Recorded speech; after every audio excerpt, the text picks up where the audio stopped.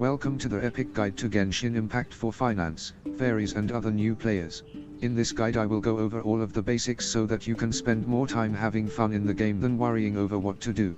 As of right now in version 1.6 there is this limited time area called the Golden Apple Archipelago, which requires the completion of Prologue, Act 3 and Qiqi's story quest to access. It is highly recommended to get here as soon as you can, since all of the rewards available will be gone by the end of the patch. With that out of the way, let's get to the guide. The first thing people ask questions about is the wishing system. As of right now there are 3 banners to wish on: the limited character banner, the limited weapon banner and the standard banner. Both of the limited banners require intertwined fates, while the standard banner requires acquaint fates. All 3 of the banners guarantee you a 4-star character or weapon whenever you spend 10 wishes on that banner. It does not matter if the 10 wishes are done instantly or over an extended period of time. The guarantees for each banner are independent of the other 2, so you could spend 5 wishes on all 3 banners and still not get a 4-star.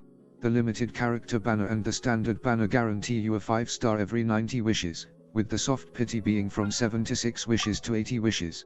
The term soft pity is used to describe the period when each wish has about a 33% chance of being a 5-star.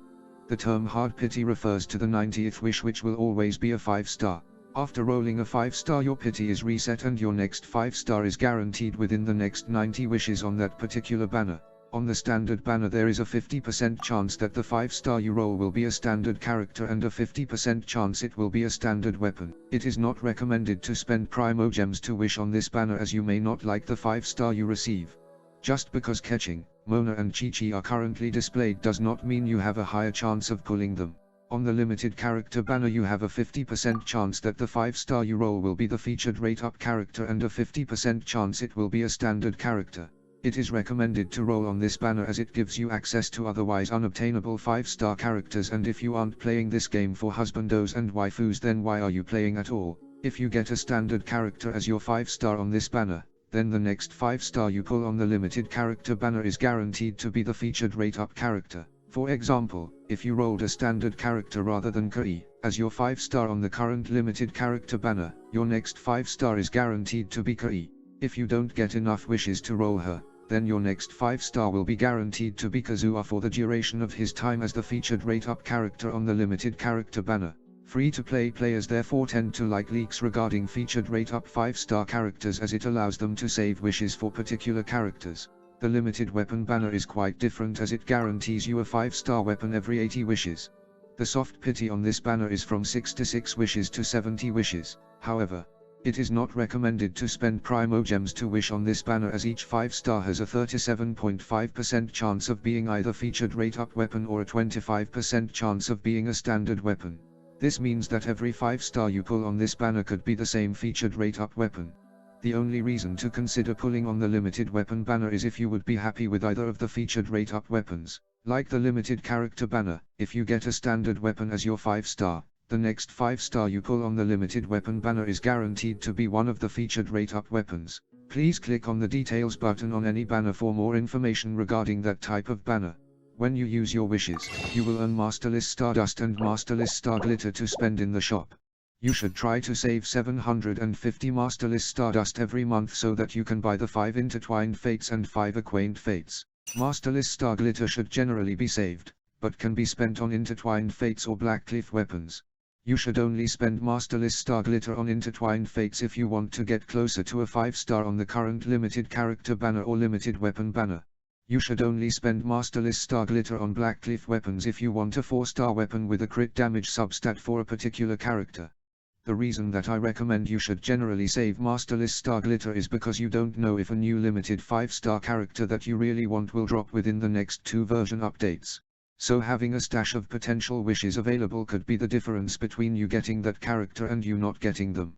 You should not buy anything else from the shop using Masterless Stardust or Masterless Star Glitter, unless you are spending money and have an excess amount of them. What if you are not a free-to-play player and are willing to spend money? The first thing you should buy is the Welkin Moon, as it provides you with Genesis crystals, which convert to primo gems on a 1-to-1 ratio, as long as you log in every single day. If you want to spend more money, the Gnostic Hymn is the next best value for money. This gives you access to more essential materials and allows you to choose a 4-star weapon with a crit rate substat of your choice. You can upgrade your Gnostic Hymn purchase into the Gnostic Chorus for 5 more fragile resin, but the 10 extra Battle Pass levels are worthless as it is easy to reach level 50. One of the more expensive purchases is Genesis Crystals. Even though you can get first-time purchase bonuses, the price is much more expensive than a Welkin Moon. The only reason you would want to buy Genesis Crystals is if you want them immediately, rather than slowly accumulate them through daily logins, but to play the game effectively you should be logging in every day anyway. Why do you need to log in every day to play the game more effectively? There are 2 reasons: daily commissions and resin. Daily commissions unlock at adventure rank 12 and resin unlocks at adventure rank 8. As you can tell from their name, daily commissions spawn every day and they give you primo gems and adventure exp for completing them. Resin is used in a variety of areas within the game, whether that is moral lines, character exp lines, weapon ascension domains, character talent domains, world bosses, weekly bosses and artifact domains. You gain 1 original resin every 8 minutes, so that means you get 180 original resin every day. However, your original resin cannot exceed 160, so you should spend it before it reaches its cap. You can see how much resin you have by checking the map and looking in the top right corner next to a crescent moon shape. If you only get limited resin, but there are so many areas to use it in, how do you not waste it? At adventure rank 8, only 1 line is available to you, so you should use your resin on it. You are going to need hundreds of character exp books and millions of mora, so farming lines is perfectly acceptable. However, when you unlock world bosses, you should spend the majority of your resin in the early game on them. This is because the lines get more valuable as your adventure rank increases, and just by playing the game you should accumulate a large amount of mora and character exp books. Each world boss drops different character ascension materials, so you should only fight the ones that are necessary to ascend your main characters. At the start of the game you will only be aware of the Mondstadt world bosses, the Anemo Hypostasis, the Cryo-Regisvine and the Electro Hypostasis. You can check what character ascension materials they drop by clicking on them, and you can check what character ascension materials each of your characters require by clicking on this or the Ascend button that replaces the Level Up button. Weapons are very important to level up as they are the only additional source of base attack outside of leveling your character. You should aim to get all 4-star weapons to refine rank 5 and 1 copy of each type of 3-star weapon to refine rank 5 as well. 5-star weapons should not be refined unless you have an excess number of them, as their base attack, substat and abilities generally make them superior to even max refined 4-star weapons. When leveling up weapons, you should start with feeding them 1-star and 2-star weapons as no character is going to use them. Then you can feed them your excess 3-star weapons and mystic enhancement ores. Feeding 4-star weapons and 5-star weapons should be reserved only for the biggest leviathans of whales who play this game. There are various weapon ascension domains in Tivat, so you should check what materials you need to ascend them and then spend your resin getting them. Weapon ascension domains have 3 different materials available in each, but rotate on a daily basis between the 3. You should, therefore, prioritize these domains over world bosses on the days that the weapon ascension materials you need are available, or you will have to wait 3 more days before they become available again. Once your main characters and their weapons are at high enough levels, you can then spend your resin on the character talent domains. Like the weapon ascension domains, these also have 3 different materials in each that rotate daily, so prioritize spending your resin here when the materials you need are available. If you are close to going up a world level, this happens at adventure ranks 20, 25, 30, 35, 40 and 50. You should consider dropping all prior plans and focus on gathering the materials to ascend your main DPS character and their weapon so you can level them both up again as soon as possible. By this time you should have unlocked your first weekly boss by playing through the main story quests. There are currently 4 weekly bosses, with 2 locked behind main story quests and 2 locked behind character story quests. At adventure rank 30, weekly bosses have a very small chance to drop 5-star artifacts, and at adventure rank 40 they start dropping special character talent materials. As you can only claim rewards from them once per week, it is recommended that you fight them every week as they have a chance to drop Dream Solvent and Prototype Billets as well. Dream Solvent is used to convert one type of special character talent material into another, and Prototype Billets are used to craft the 4-star prototype weapons at the blacksmith. By adventure rank 40, you are aiming for your main DPS to be level 80, have a level 80 weapon and have each of their talents at level 6. I still have not mentioned artifact domains or fragile resin. That is because you should only start doing artifact domains at adventure rank 45 and you should save as much fragile resin as possible for this time. As mentioned before, weekly bosses have a very small chance to drop 5-star artifacts at adventure rank 30, but artifact domains guarantee you one 5-star artifact every time you complete them at adventure rank 45.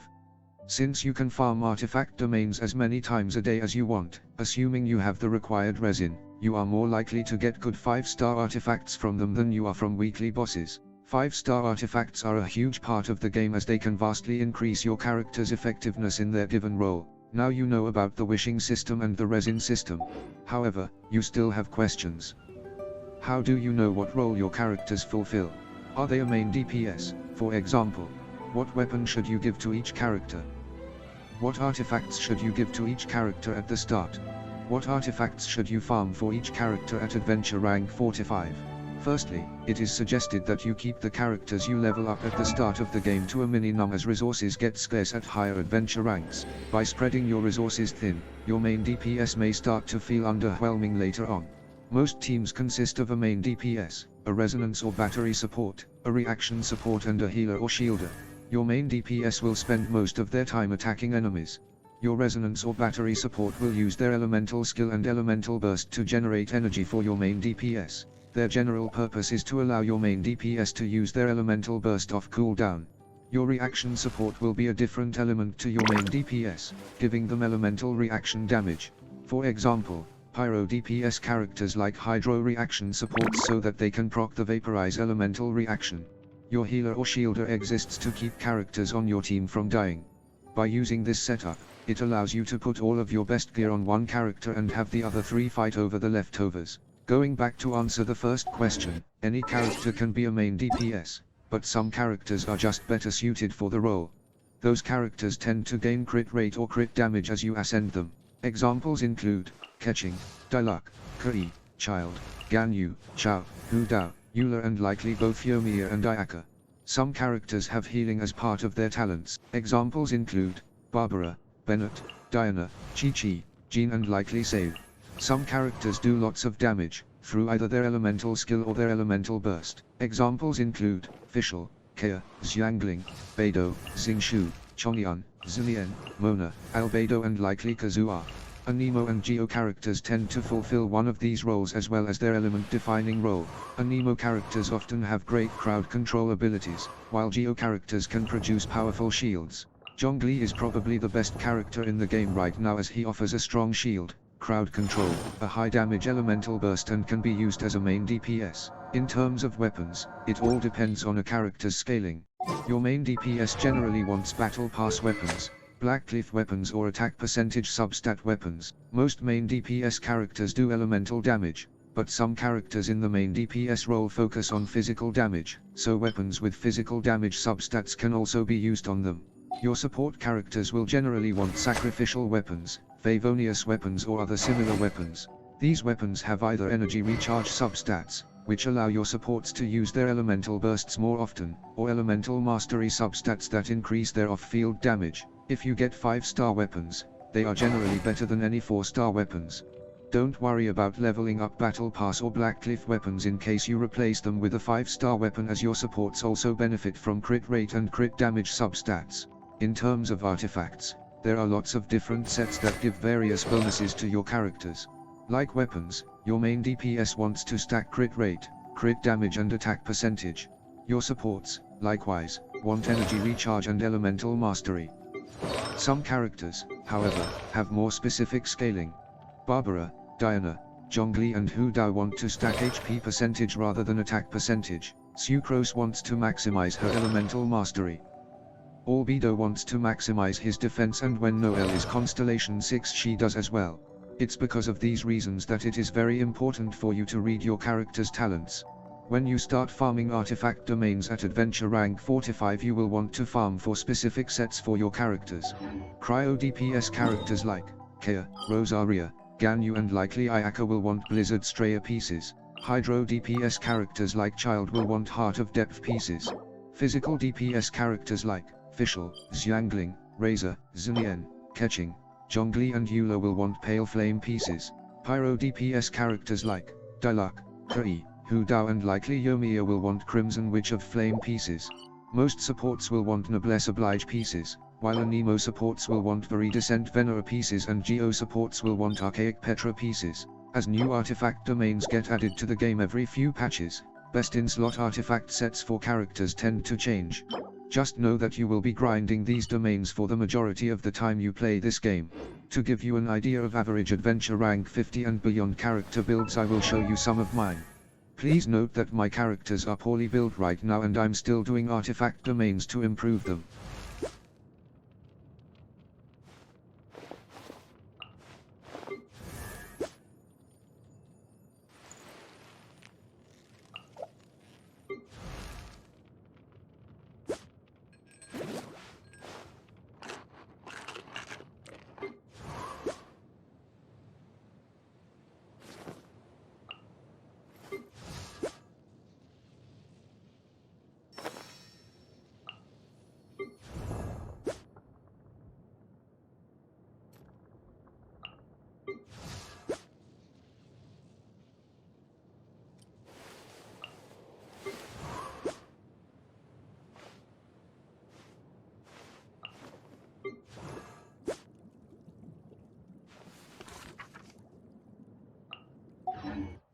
I think that should about cover everything you need to know.